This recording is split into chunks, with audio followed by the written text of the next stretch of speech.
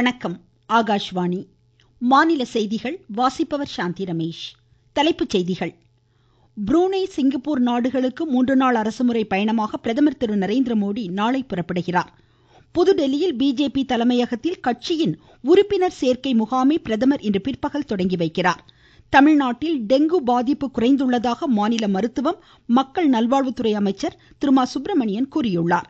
அரசு பள்ளிகளில் அறிவியல் ஆய்வகங்களின் செயல்பாடுகள் தொடர்ந்து கண்காணிக்கப்படுவதாக மாநில பள்ளிக்கல்வித்துறை அமைச்சர் திரு அன்பில் மகேஷ் பொய்யாமொழி தெரிவித்துள்ளார். பாரீசில் நடைபெறும் பாராலிம்பிக் பேட்மிண்டன் போட்டி மகளிர் பிரிவில் இந்தியாவிற்கு வெள்ளிப்பதக்கம் உறுதியாகியுள்ளது. இனி விரிவான செய்திகள். பிரதமர் திரு நரேந்திர மோடி புரூனே மற்றும் சிங்கப்பூர் நாடுகளுக்கு 3 நாள் அரசுமுறை பயணமாக நாளை புறப்படுகிறார். இந்தியா புரூனே இடையிலான அரசியல் நட்புறவு தொடங்கியதன் 40 ஆண்டுகள் நிறைவடையும் நிலையில் முதல் முறையாக இந்திய பிரதமர் அந்நாடு செல்வது முக்கியத்துவம் பெறுகிறது.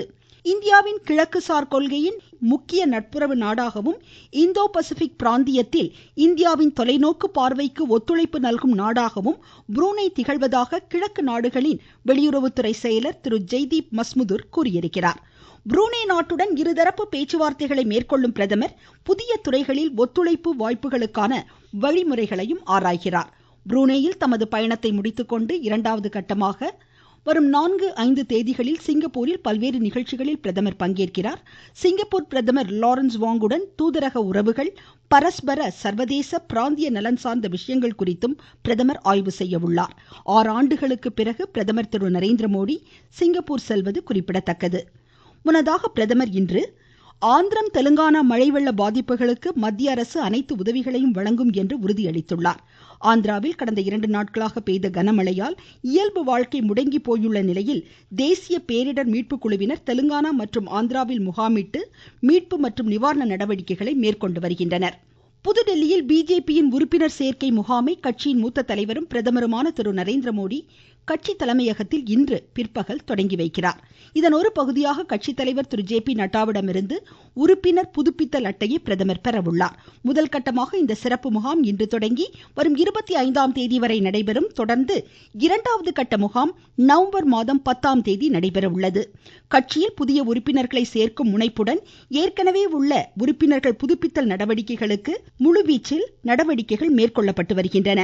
பிஜேபி நெறிமுறைகளின்படி 5 அல்லது 6 ஆண்டுகளுக்கு ஒருமுறை உறுப்பினர் சேர்க்கை முகாம் புதிதாக நடைபெறுவது வழக்கமாகும்.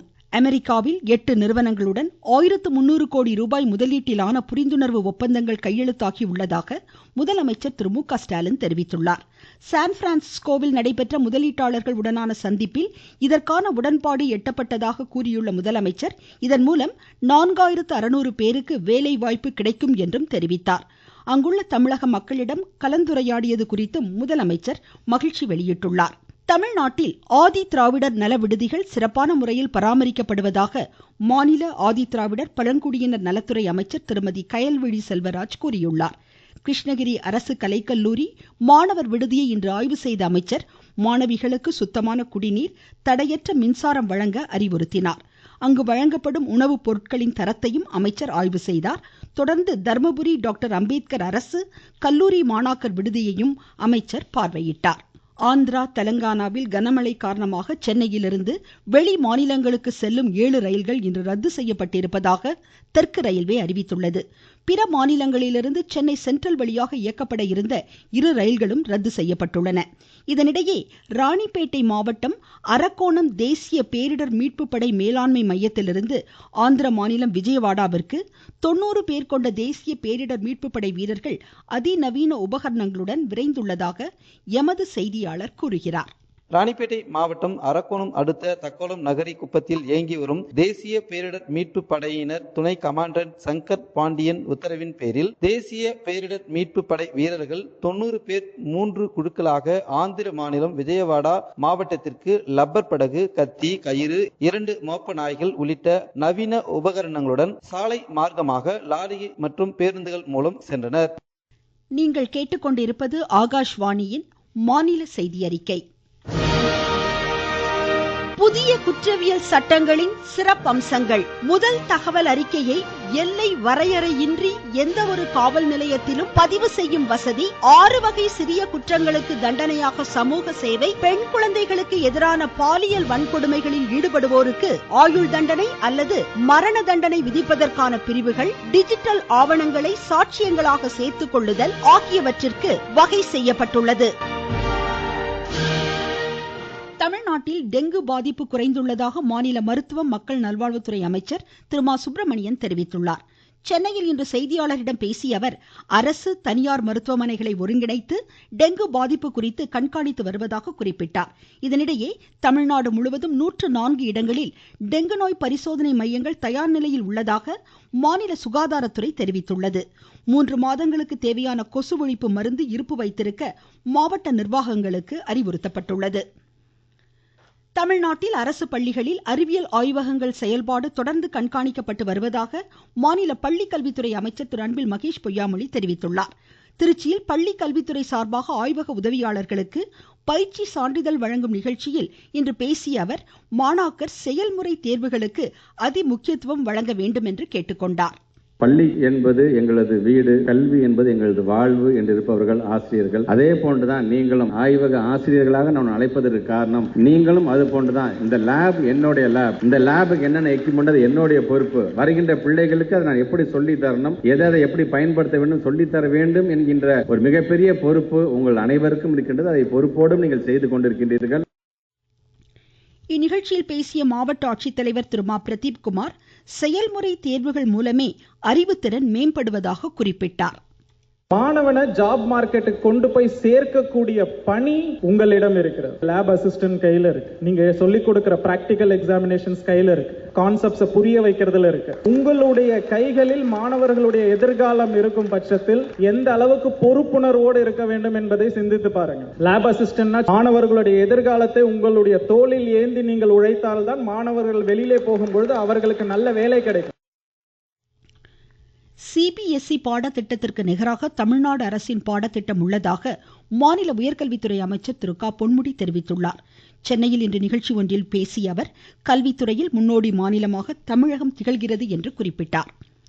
தமிழ்நாட்டில் MBBS, BDS இளநிலை மருத்துவ படிப்புகளுக்கான முதல்கட்ட கலந்தாய்வு நிறைவு பெற்றுள்ள நிலையில் இடஒதுக்கீடு பெற்ற மாணாக்கர் வரும் 5ஆம் தேதிக்குள் கல்லூரியில் சேருமாறு மருத்துவ கல்வி இயக்ககம் அறிவுறுத்தியுள்ளது.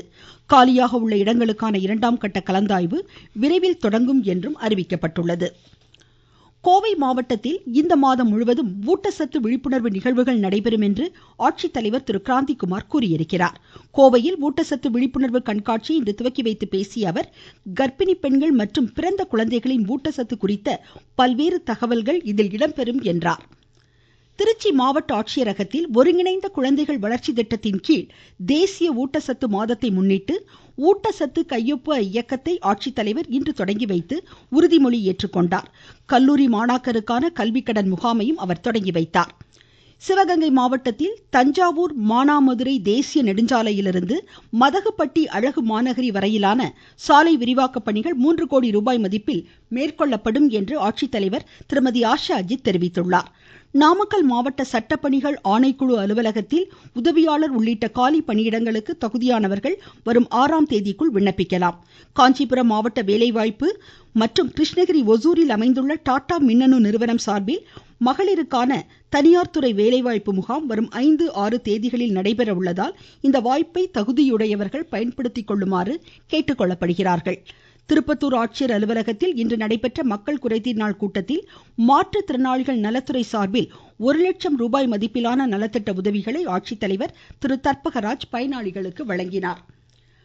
பாரிஸில் நடைபெறும் பாராலிம்பிக் பேட்மிண்டன் மகளிர் ஒற்றையர் பிரிவில் தமிழகத்தின் துளசிமதி முருகேசன் தங்கப்பதக்கத்திற்கான இறுதிப் போட்டியில் சீன வீராங்கனை யாங்குடன் மோத உள்ளார். வெண்கலப் பதக்கத்திற்கான ஆட்டத்தில் இந்தியாவின் மனிஷா ராம்தாஸ் டென்மார்க்கின் கேத்ரினை இன்று எதிர்கொள்கிறார். மீண்டும் தலைப்புச் செய்திகள். புரூனே மற்றும் சிங்கப்பூர் நாடுகளுக்கு 3 நாள் அரசுமுறை பயணமாக பிரதமர் திரு நரேந்திர மோடி நாளை புறப்படுகிறார். புதுடெல்லியில் பிஜேபி தலைமையகத்தில் கட்சியின் உறுப்பினர் சேர்க்கை முகாமை பிரதமர் இன்று பிற்பகல் தொடங்கி வைக்கிறார். தமிழ்நாட்டில் டெங்கு பாதிப்பு குறைந்துள்ளதாக மாநில மருத்துவம் மக்கள் நல்வாழ்வுத்துறை அமைச்சர் திரு மா சுப்பிரமணியன் கூறியுள்ளார். அரசு பள்ளிகளில் அறிவியல் ஆய்வகங்களின் செயல்பாடுகள் தொடர்ந்து கண்காணிக்கப்படுவதாக மாநில பள்ளிக்கல்வித்துறை அமைச்சர் திரு அன்பில் மகேஷ் பொய்யாமொழி தெரிவித்துள்ளார். பாரிஸில் நடைபெறும் பாராலிம்பிக் பேட்மிண்டன் போட்டி மகளிர் பிரிவில் இந்தியாவிற்கு வெள்ளிப் பதக்கம் உறுதியாகியுள்ளது. இத்துடன் இந்த செய்தியறிக்கை முடிவடைந்தது.